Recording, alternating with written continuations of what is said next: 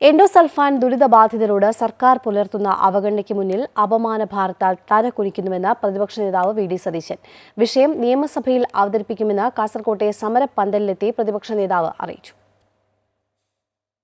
Endosulfan ദുരിതബാധിത പട്ടികയിൽ ഉൾപ്പെടുത്തിയ 1031 പേരെ പിന്നീട് ഒഴിവാക്കിയ സർക്കാർ നടപടി കേരളത്തിന് അപമാനകരമെന്ന് കാസർകോട്ടെ അനിശ്ചിതകാല സമരപ്പന്തലിലെത്തിയ പ്രതിപക്ഷ നേതാവ് വി.ഡി. സതീശൻ പറഞ്ഞു.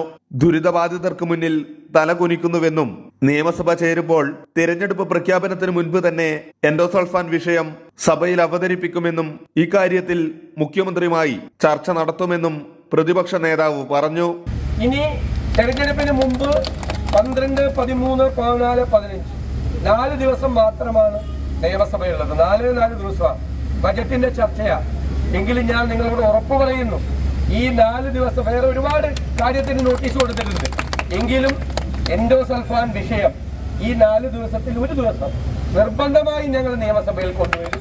ഞാൻ തന്നെ കൊണ്ടുവന്ന് വീണ്ടും മുഖ്യമന്ത്രിയെ നേരിട്ട് കാണണമെങ്കിൽ അദ്ദേഹത്തെ നേരിട്ട് കണ്ട് സംസാരിച്ച് ബന്ധപ്പെട്ട ആളുകളോട് സംസാരിച്ച് നിങ്ങൾക്ക് ഇതിന് ഒരു പരിഹാരം ഉണ്ടാക്കുന്നതിന് വേണ്ടി നിലകൊള്ളും എന്ന് ഞാൻ വാക്കു പറയുന്നു.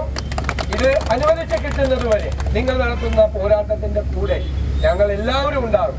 ദുരന്തത്തിന് കാരണം സ്റ്റേറ്റ് ആണെന്നും ദുരിതബാധിതരുടെ വിഷയത്തിൽ കക്ഷി രാഷ്ട്രീയമില്ലെന്നും വി.ഡി. സതീശൻ കൂട്ടിച്ചേർത്തു.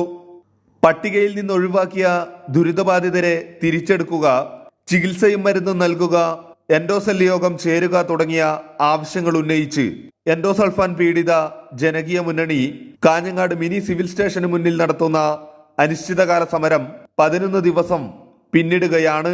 അമൃത ന്യൂസ്, കാസർഗോഡ്.